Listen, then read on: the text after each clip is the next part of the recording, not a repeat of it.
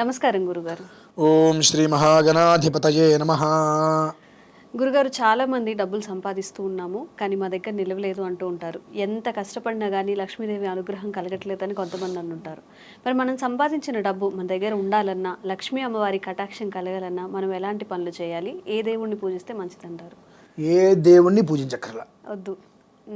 ఏ దేవుణ్ణి ఆరాధించక్కర్లా. వాళ్ళు చేయవలసిన 2 పనులు ఖచ్చితంగా చేస్తే, 3 పనులు ఖచ్చితంగా చేస్తే వద్దన్న డబ్బు ఇంటికి వచ్చి కూర్చుంటుంది. కానీ ఆ 3 పనులు మనం చేస్తామా లేదా? చేయగలమా? చెయ్యలేము. ఎందుకు తెలుసా అండి? అవి రూపాయి ఖర్చు లేనిది, చాలా తేలికైనటువంటిది, ఆడుతూ పాడుతూ చేసేటువంటిది. ఖర్చు లేని పనులు అయితే చేస్తారు, చెయ్యమండి. ఆడుతూ పాడుతూ చేసేటువంటిది. ఆ 3 పనులు మనం చేయగలిగితే లక్ష్మీ అమ్మవారిని మనం గెంటేసిన బయటికి పోతే ఆవిడ అది చేస్తారు ఎవరైనా? అది కనుక చేసేయటం మొదలు పెడితే ఏ గుడి మెట్లు ఎక్కాల్సిన అవసరం ఎవరికి ఉండదండి. ఏం లేదు, సూర్యోదయాత్ పూర్వం అంటే సూర్యుడు ఉదయించక ముందు నిద్ర లేచి స్నానం చేసి ఇల్లు ఉడుచుకొని దీపం పెట్టుకుని చాలు. అంతేనా? అంత సింపులా? నేనేమన్నాను ఒకసారి మళ్ళీ, సూర్యోదయానికన్నా ముందు నిద్ర లేచి స్నానం చేసి ఇల్లు ఉడుచుకొని దీపం పెట్టండి అన్న. మన వాళ్ళు ఏం చేస్తారు? లేవంగానే ముందు ఇల్లు ఉడిచేస్తారు. అది మహాపాపం. నువ్వు ఎప్పుడైతే కనుక స్నానం చేయకుండా అపరిశుభ్రమైనటువంటి వస్త్రములతో చీపిరి పట్టుకున్నామో లక్ష్మి వెళ్ళిపోతుంది ఇంట్లో నుంచి. లక్ష్మి అంటే ఎవరు? చీపిరి అంటే ఎవరు? లక్ష్మీదేవి గారిని మనం కొలుస్తాం. దాటద్దు, తొక్కొద్దు వచ్చింది. మరి రాత్రిపూట పడుకొని పొద్దున్నే ఆ వస్త్రాలతోటే మనం చీపిరి పట్టుకుంటే అప్పుడు ఉంటుందా, వెళ్ళిపోతుందా? ఇవి కొన్ని మనం తెలుసుకోవాల్సిన విషయాలు. పొద్దున్నే 5:30 లోపు లేచి స్నానం చేసి ఇల్లు ఉడుచుకుంటే ఆ మగవాడు వచ్చి దీపం పెడతాడు. ఆవిడగా దీపం. ఆవిడ పొద్దున్నే లేచి స్నానం చేసేసి ఇల్లు ఉడి చేసుకోవాలి. అతను స్నానం చేసి వచ్చి 5:30 గంటలు దీపారాధన పెట్టాలి. ఇది ఒక విధానం, ఒక పని చేయాల్సింది. 2వ పని, ఇంట్లో భర్త అనేటువంటి వ్యక్తి ఎవరైతే ఉన్నారో, నువ్వెంత నీ పని నువ్వు చూసుకో అనేటువంటి పదాలు ఉచ్చరించకుండా భార్యను అలా అనకుండా భర్తని అనకూడదు అంటున్నా. ఎందువలనంటే వాడు వెధవైతే కావచ్చు కాక, మనం వాళ్ళ నుదుటిని బొట్టు పెట్టుకుంటున్నామంటే ఎవరు కారణం? సుమంగలిగా మనం ఉన్నంటే అతనే కారణం. మనం ఏం చేస్తాం? దేవుడి దగ్గర కూర్చుంటాం. అతను నుంచి కాస్త కాఫీ అందే, ఆగు పూజ చేస్తున్నా కనిపించట్లేదు అంటాం. నీ పూజా పురస్కారం నివేదన ఎంతవరకు వాడి మొహాన్ని కాఫీ ఉండదు, వాడికి టిఫిన్ ఉండదు, ఏమీ ఉండదు. కడుపుతో ఆకలితో వాడు ఇబ్బంది పెడుతుంటాడు. దానివల్ల నీకు పాపం తప్ప పుణ్యం రాదు. ఎంత చేసుకున్నా ఉపయోగం లేదు. కనుక స్త్రీ వివాహమైన తర్వాత భర్తకి చేసుకోవాల్సిన, భర్త కడుపు నుండి అన్నం పెట్టి పంపించేసి వేదన చేసుకో. ఇది 2వ విషయం. భర్తకి కడుపు నిండా పెట్టి ఆయన్ని పంపించి నువ్వు పూజ చేసుకో, పురస్కారాలు చేసుకో, ఇక నీ ఇష్టం అది. భర్త ఇంట్లో ఉండగా భర్తకి కావాల్సినవన్నీ చూడకుండా నువ్వు నీ పని నువ్వు చూసుకుని దేవుడి దగ్గర కూర్చుని దీపారాధన చేసుకుంటా అంటే పాపం తప్ప పుణ్యం రాదు. కాబట్టి నువ్వు స్నానం చేసి ఇల్లు ఉడిచేయడానికి అతను స్నానం చేసి వస్తాడు, రావాలి. అందుకే నేను ఎవరు చెయ్యరు అని చెప్తున్నా. రావాలి, వచ్చి దీపారాధన అతను చేసుకోవాలి. చేసుకున్న తర్వాత అతను కాఫీనో టీనో టిఫినో అతనికి ఇచ్చేసి అతను కావాల్సింది ఏర్పాటు చేసి అతను ఆఫీస్కి పంపించడానికి కావాల్సిన ఏర్పాటు చేసి ఆ తర్వాత నువ్వు ఇంట్లో పూజ చేసుకుంటూ పురస్కారాలు చేసుకుంటూ చేసుకో. ఇది 2వ విషయం. ఇకపోతే 3వ విషయం, అస్తమానం సూర్యాస్తమానం అవడానికి మునుపు శుభ్రంగా ఇల్లు ఊడి చేసుకొని దీపారాధన చేసుకో. ఈ 3 చేయగలరా? చేయగలరు గురుగారు. నిజం చెప్పండి. కొంచెం చెయ్యాలి అనుకుంటే చెయ్యొచ్చు. ఈ 3 ఖచ్చితంగా చేయగలిగితే నిరవధికంగా ధన ప్రవాహం జరుగుతుంది. ఈ 3 చెయ్యకుండా ముఖ్యకాలాతీత ప్రాయశ్చిత్తం అంటే రాత్రి నేను 11 నుంచి ఇంటికి వచ్చి పడుకున్నానండి, పొద్దున్న లేవలేకపోయిన ప్రాయశ్చిత్తం చేసుకున్నానండి. ఎంతకాలం చేసినా ప్రాయశ్చిత్తమే. ఎంతకాలం చేసినా ప్రాయశ్చిత్తమే. వాస్తవంలోకి రాదు కాదు. కాబట్టి ప్రయత్నం చెయ్యి, మొదలుపెట్టు. ఒక 15 రోజుల పాటు మొదలుపెట్టి ప్రయత్నం చేసి మొదలు పెడితే ఆ తర్వాత మన ఆపండి. అది చాలా ప్రశాంతంగా ఉంటుంది, మనస్సుకి తేలిగ్గా ఉంటుంది. ఎంత తేజస్సు, వర్చస్సు, యశస్సు అంటే అంతటి ఆనందాన్ని వాళ్ళు ఎప్పుడు అనుభవించి ఉంటారు బహుశా. అంతటి మానసిక ప్రశాంతత అనేటువంటిది ఏర్పడుతుంది. ఏ గుడికి వెళ్ళక్కర్లా, ఏ గోపురానికి వెళ్ళక్కర్లా, ఏ లలితా సహస్రనామం, విష్ణు సహస్రనామం ఏది వాళ్ళు చేయక్కర్లేదు. ఇది చేయగలిగితే చాలు. ఇది చెయ్యట్లేదు కాబట్టి అనేక విధములుగా ఆరాధనలు, అర్చనలు, పూజలు మనం చేయవలసి వస్తుంది. ఇది ఒక్కటి చేస్తే ఇంకా ఏది చేయవలసిన అవసరం ఏ గృహస్థులకి కూడా ఉండదు. అదొక్కటే ఆచరించగలరా? కష్టం అండి. నేను చెప్పాక చాలా తేలికైంది. ఒక రూపాయి ఖర్చు పెట్టాం, ఇంత ఖర్చు పెట్టి ఆ పని చేయండి, ఆ గుళ్ళోకి వెళ్ళి దేవతార్చన చేసండి, ఆ గుళ్ళోకి వెళ్ళి ప్రదక్షిణాలు చేసండి, ఆ గుళ్ళో ఫలానా దేవుడికి వెళ్ళి ఇలా వేసండి పుణ్యం వస్తుందంటే పరిగెడతాం. ఇంట్లో పొద్దునే లేవయ్యా నీకు ఫలితం వస్తుందంటే మనం లేవం. అందుకనే పెద్దలు కూడా కొన్ని ఇంతకుముందు ఒక వీడియోలో పెద్దల గురించి మాట్లాడారు కదా, ఆ పెద్దలన్న మాట ఏంటో తెలుసా అండి, పరిగెత్తి పాలు తాగేదానికన్నా నిలబడి నీళ్లు తాగడం బెటర్ అని. మనం ఏం చేస్తాం, ఎక్కడికో వెళ్తే ఏదో పుణ్యం వస్తుంది అనుకుంటాం. నీకు ఇల్లు లేదా, నీ ఇంట్లో దేవుడు లేడా, అసలు నీ ఒంట్లో దేవుడు లేడా, నీ ఇంట్లో నీ లోపల లేని దేవుడు ఎక్కడో కొండ మీద ఎక్కడ ఉంటాడు, ఇంకా కొండ మీద ఉన్నాడా, ఇక్కడ ఉంటే అక్కడ ఉంటాడు, ఇక్కడ లేని దేవుడు అక్కడ ఎందుకు ఉంటాడు, ఉన్నాడు అక్కడ, ఇక్కడి నుంచి అన్నీ తీసుకొని అక్కడికి వెళ్ళి నిన్ను ఎందుకు కరుణిస్తాడు. ఏమయ్యా నీ ఇంట్లో నేను లేనా, నీ శరీరంలో నేను లేనా, జీవో దేవ సనాతన అన్నాడు కదా, నీలో నన్ను నువ్వు చూసుకోలేకపోతున్నావు, నీ ఇంట్లో నన్ను చూసుకోలేకపోతున్నావు, ఇల్లంతా అపరిశుభ్రంగా ఉంచుతున్నావు. మనం ఏం చేస్తామండి, బట్టలన్నీ ఉతికి ఆరేసేసి అక్కడ పడేస్తాం, మడత పెట్టి పక్కన పెట్టాం. ఇంట్లో ఎప్పుడైతే కనుక మడత పెట్టకుండా బట్టలు ఎక్కడ పడితే అక్కడ గజిబిజిగా పడేసి ఉంటాయో, రాత్రిపూట మనం భోజనం చేసిన తర్వాత పడుకుని తెల్లవారు లేచేయడానికి ఆ ఇంట్లో ఉంటాయో, ఆ ఇంట్లో ఎప్పుడు కూడా ఆ దోషము, ఆ పాపము, ఆ ఇబ్బందులు, ఆ గ్రహస్థితులు, అన్ని రకాల సమస్యలు శేషం మిగులుతూనే ఉంటాయి. ఆ రాత్రికి రాత్రి నువ్వు పడుకునే దానికి రేపు దానికి ఎంగిలి కింద అక్కడ నీకు ఉండకూడదు. అది నువ్వు చూసుకోగలవా, ముందు రోజే ఇంటిని శుభ్రంగా చేసుకొని పడుకోవాలి, చేసుకోగలవా, అవ్వదు. కాబట్టి ఇది మనం చెప్పిన బుర్రకెక్కదు, మనం చెప్పిన ఈ విషయం ఎవరికి బుర్రకెక్కదు. ఆయన ఏదో చెప్పాలి, ఇవన్నీ మనకి ఎక్కడ కుదురుతాయి, ఏదో కొంతకాలం తర్వాత ఏదో ఒక పూజ హోమం చేసుకుందాం, అక్కడ ప్రాయశ్చిత్తం అయిపోతుంది అనుకుంటాం. అది చేయగలరా, ఏ గుడికి వెళ్ళక్కర్లేదని చెప్పి నేను ఖచ్చితంగా నేను రాసిస్తా, చేయగలరా, చేయలేరు. ఇంకెందుకంటే మరి అంటే మనకు ఇన్స్టెంట్గా అన్నీ వచ్చేసాయి. ఇది ఏనాడో వచ్చింది, ఇది ఏనాడో ఇన్స్టెంట్గా అన్నీ ఇప్పుడు వచ్చినాయి కొత్త కొత్తగా. కానీ ఇన్స్టెంట్గా నీ ఇంట్లో లక్ష్మీదేవి ఉండాలి అంటే నువ్వు ఇది చేసుకోవాలి, ఇంకేం అక్కర్లేదని చెప్పి కొన్ని వందల సంవత్సరాల క్రితం నుంచి వచ్చినాయి. కానీ మనం ఏంటంటే కొత్తగా వచ్చిన ఇన్స్టెంట్స్ చూసి ఇవన్నీ వేస్ట్ అనుకుంటున్నాం. ఉదయం చక్కగా 7 8 లేస్తున్నాము, ఆ లేవంగానే పాల ప్యాకెట్ కోసం రోడ్డు మీదకి వెళ్తున్నాము, నోట్లో బ్రష్ పెట్టుకుంటున్నాం, చూస్తుంటాం బళ్ళ మీద 9 అయినా 10 అయినా నోట్లో బ్రష్ పెట్టుకుని వెళ్ళిపోతుంటారు. వీళ్ళ కర్మ, వీళ్ళ దౌర్భాగ్యం, వీళ్ళకి ఏనాడికి వీళ్ళ బ్రతుకు సవ్యంగా ఉండదని అనిపిస్తూ ఉంటుంది చూడంగానే. అంటే పెద్దవాళ్ళు నేర్పాలిగా. సూర్యోదయం అయిన తర్వాత ఎప్పుడైతే కనుక నోట్లో బ్రష్ పెట్టాడో వాడి జీవితం ఎదుగుదల ఉండదు, వాడి జీవితంలో ఎదుగుదల ఏనాటికి ఉండదు. సూర్యోదయ పూర్వం స్నానం చేయాలని ఎందుకంటారంటే దంతధావనాది కర్మలన్నీ కూడా నిర్వర్తించి స్నానం చేస్తే అతని జీవితం దేదీప్యమానంగా ప్రకాశిస్తుంది. సూర్యుడు ఉదయించిన తర్వాత నోట్లో బ్రష్ పెట్టావా, స్నానం చేసావా, ఎంత కష్టపడు ఎదగ జీవితం అంతే ఉంటుంది. మహామహులు పెద్ద పెద్ద వాళ్ళు గొప్ప వాళ్ళని చూడండి, 5:30 రకాల స్నానాలు అయిపోతాయి. అవును గురుగారు, సక్సెస్ఫుల్ పీపుల్ అందరూ కూడా చెప్తూ ఉంటారు, మార్నింగ్ 1 గంట మనం ముందుగా లేస్తే చాలా టైం కలిసి వస్తుంది. 5:30 కల్లా స్నానం చేసేసి బ్రాహ్మీ ముహూర్తం అంటారు, స్నానం చేసి దీపారాధన చేస్తారు. అది చేసుకున్న వాళ్ళు ఎంత మానసిక ప్రశాంతంగా ఉంటారండి. మనకి ఎందుకు దేవట్లా అది, మనం ఉరుకురు పరుగురు జీవితం కోసం ప్రయత్నం చేస్తున్నాం, కానీ ఉన్న చోట మనం వెతుక్కోలేకపోతున్నాం, ఎక్కడికో వెళ్ళి వెతుక్కుంటున్నాం. పోయింది ఒక చోట, వెతుక్కునేది మరొక చోట. జన్మాంతరం దొరుకుతుంది, అది పోయిన చోట వెతుక్కో. తెల్లవారుజామున లేవడం మొదలుపెట్టు, సూర్యోదయ పూర్వం బ్రాహ్మీ ముహూర్తంలో దీపారాధన చేసుకో. కావాలంటే తర్వాత గంట పడుకో మధ్యాహ్నం టైంలో, అది వేరే విషయం. కానీ సూర్యోదయంలో నువ్వు స్నానం చేయగలిగితే నీ జీవితం అనేటువంటిది సూర్యుడు ఏ రకంగా ప్రకాశిస్తాడో ఆ రకంగా ప్రకాశిస్తుందండి, ఖచ్చితం. అది నిజంగా కంప్లీట్గా మీరు ఇప్పుడు చెప్పిన విషయాలు కనుక వాళ్ళు వింటే ఖచ్చితంగా ఎవరికైనా ఒక మార్పు అనేది వస్తుంది గురుగారు. ఎందుకంటే కొంతమందికి తెలియదు, కొంతమందికి చెప్పే వాళ్ళు ఉండరు, కొంతమంది ఆచరిద్దాం అనుకున్న మీరు చెప్పినట్టుగా లేట్ నైట్స్ పడుకోవడము, లేకపోతే వృత్తిరీత్యా లేట్గా నైట్ డ్యూటీస్ అవి ఉండడం వల్ల లేవలేకపోతున్నాం అని చెప్పి ఇవి అబద్ధాలని మాట్లాడండి. వృత్తిరీత్యా ఏంటండి అనకూడదు, కానీ సిగ్గుండాలి మనుషులకి. 100 సంవత్సరాల నుంచి చూసుకుందాం, ఉదయం పూట సూర్యుడు వస్తున్నాడుగా, సాయంత్రం పూట చంద్రుడు వచ్చేది, ఉదయం రాత్రి ఉదయంగా మారలేదుగా. మరి ఇప్పుడు ఆనాటి నుంచి కూడా మొన్నటి వరకు కూడా ఉదయం 7 8 9 ఆఫీస్కి వెళ్తే సాయంత్రం 5 7 ఇంటికి వచ్చేసేవారుగా. ఈ రాత్రి ఉద్యోగాలు దేనికంటే అవసరమా, ఎవరిని పోషించడానికి?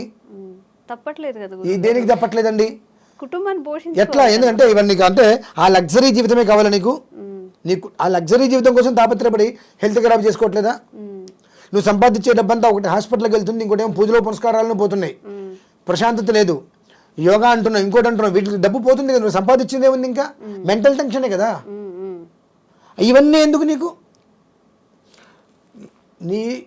నా సంపాదన ఇంత ఉంది, ఇంట్లో నేను బ్రతుకుదాం అనుకుంటాను ప్రశాంతంగా, 5 ఏళ్ళు 6 ఏళ్ళు కష్టపడు, ఆ తర్వాత నీకు ఇవ్వాల్సింది భగవంతుడు వడ్డీతో సహా ఇస్తాడు. అది దృష్టిలో ఉంచుకో. నువ్వు నేను రాత్రిపూట ఉద్యోగం చేస్తా, రాత్రి తెల్లవారులు ఉద్యోగం చేసి తెల్లవారుజామున పొద్దు నుంచి పడుకుంటానంటే ఎదుగుదల ఉండదండి. ధర్మశాస్త్రం చెప్పండి, ఒప్పుకోద్దు దానికి. మరి అటువంటి ఇవాళ వచ్చి ఎక్కడి నుంచి విదేశాల కంపెనీలు వచ్చి నీకు ఇన్ని 12 లక్షల ప్యాకేజ్ ఇస్తాను సంవత్సరానికి, పనానం 12 lakhs ప్యాకేజ్ అనగానే మనం రాత్రిపూట ఉద్యోగాలకు వెళ్ళిపోతున్నాం.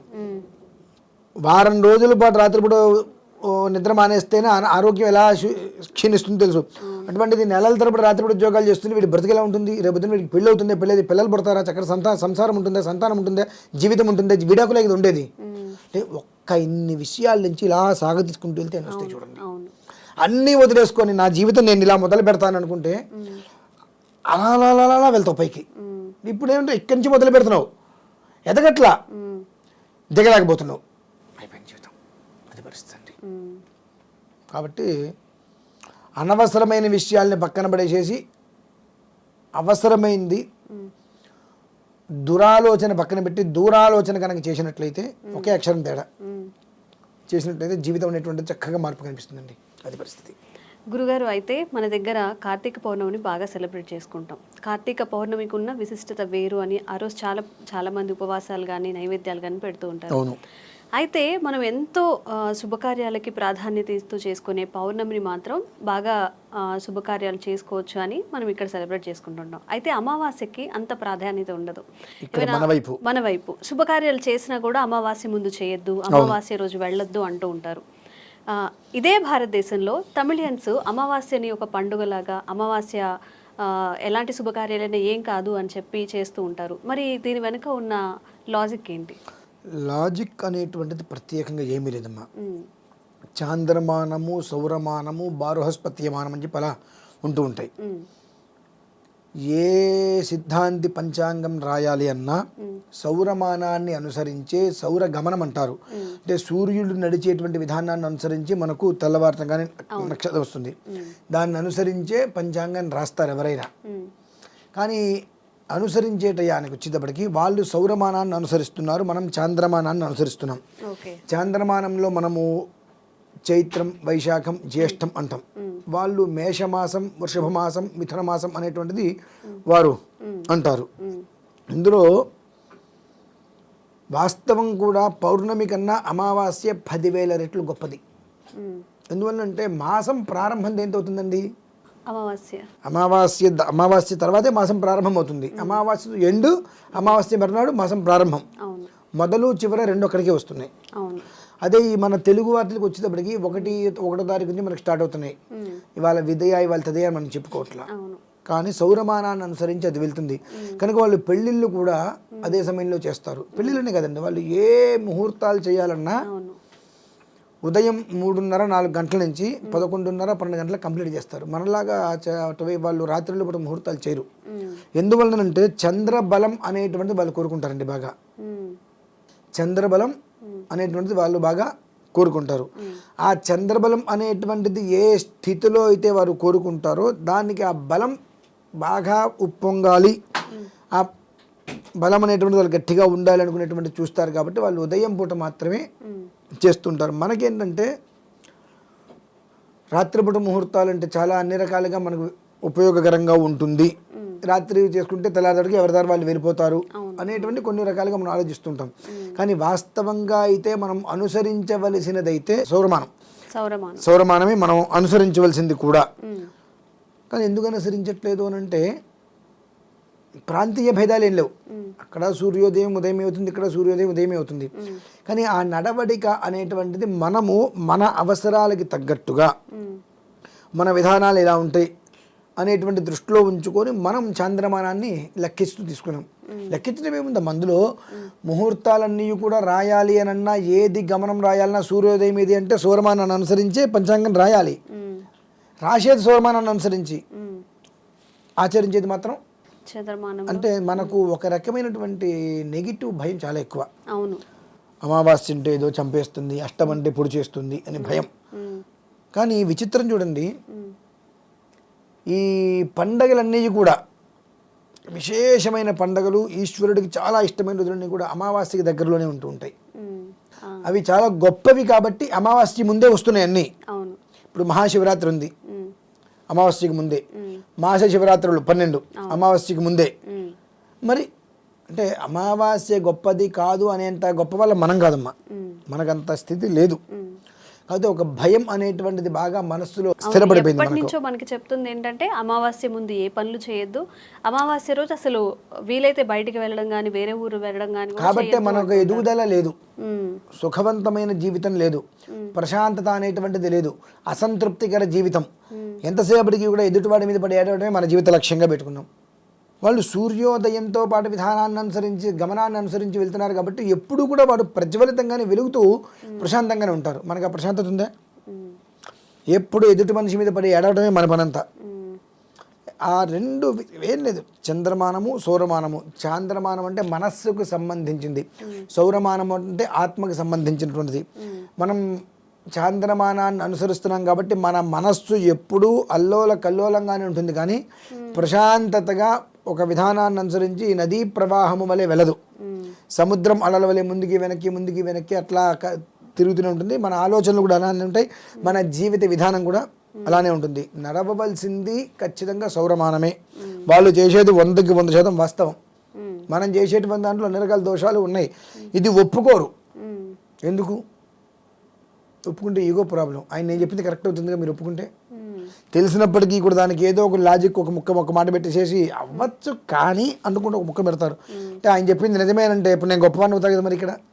కాబట్టి మనకు ఉన్నటువంటి నేనంటే ఎవరైనా ఒకటి చెప్పారు అంటే దాన్ని వెంటనే ఖండించాలి, ఏదో ఒక రకంగా ఒప్పుకోవద్దు అనేటువంటి స్థితిలో ఉంటాం. కాబట్టి నేను ఎదగను, నువ్వు ఎదుగుతుంటే చూడలేను, దాని మీద ఉంటాం. కాబట్టి అంటే చంద్రుడు అంటే వాడే కదండి మనఃకారకుడు. మనస్సుని చంచలంగా ఉంచేటువంటి వాడు, స్థిరంగా ఉంచేటువంటి వాడు కాదు. ఎప్పుడూ కూడా పైకి కిందకి కొట్లాడుతూనే ఉంటాడు వాడు. నువ్వు పైకి ఎదిగేవా ఇంకొకరి పైకి రానివద్దు, నువ్వు కింద ఉన్నావా ఇంకొకరి పైకి వెళ్ళనివద్దు. ఆ స్థితిలోనే ఉంటాం. కాబట్టి 24 గంటలు ఎంత అనుకున్నప్పటికీ కూడా మనం అదే స్థితిలో కుడితొట్లు ఎలుకలాగా కొట్టుకుంటూ ఉంటామంటారా? అయితే మనకి పెద్దవాళ్ళు చెప్పిందే మనం ఏదైనా మన పేరెంట్స్ కానీ వాళ్ళ పేరెంట్స్ వాళ్ళకి చెప్పింది కానీ మనం మన లైఫ్లో పాటిస్తూ ఉంటాము. మరి ఇప్పుడు మీరు చెప్పినట్టుగా అమావాస్యల రోజు ఏదైనా శుభకార్యాలు పెట్టుకోవడం కానీ, ఊర్లు వెళ్ళడం తీసేయండి, ఏదైనా ఇప్పుడు ప్రెగ్నెంట్ ఉన్నా కానీ ఆవిడని అక్కడికి వెళ్ళొద్దు అంటారు, లేదు కొంచెం దూర ప్రాంతాలు వెళ్ళేటప్పుడు అక్కడికి వెళ్ళొద్దు అంటారు. ఎందుకనంటే కొన్ని భయాలు మనస్సులో పడిపోతాయి. ఎలా? కొంతమంది మాకు షిరిడి అలవాట్లేదండి అంటారు, కొంతమంది మాకు అన్నవరం అలవాట్లేదండి అంటారు. ఎందుకు అలవాట్లేదు? అక్కడ ఏమిటి అంటే వాళ్ళు ఏదో షిరిడీలో అన్నవరమో ఏదో వెళ్ళొస్తున్నప్పుడు ఇంకొక ఏదో ఒక క్షేత్రానికి వెళ్ళి వచ్చినప్పుడు ఏదో ప్రమాదం జరిగి ఎవరో వెళ్ళిపోయి ఉంటారు.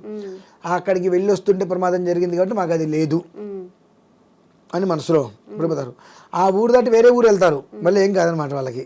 అంటే అది ఒక మనస్సులో అక్కడికి వెళ్తే నాకు కీడు జరుగుతుంది అనేటువంటి పడిపోతాయి. అలానే ఎవరైనా ఏ అమావాస్య ముందో ఏదైనా ప్రయాణం జరుగుతున్నప్పుడు, పూర్వకాలంలో ప్రయాణం అంటేనే ప్రమాదం. ఏ ప్రయాణంలో ఏదో ఒక చిన్న ప్రమాదం జరుగుతుంది.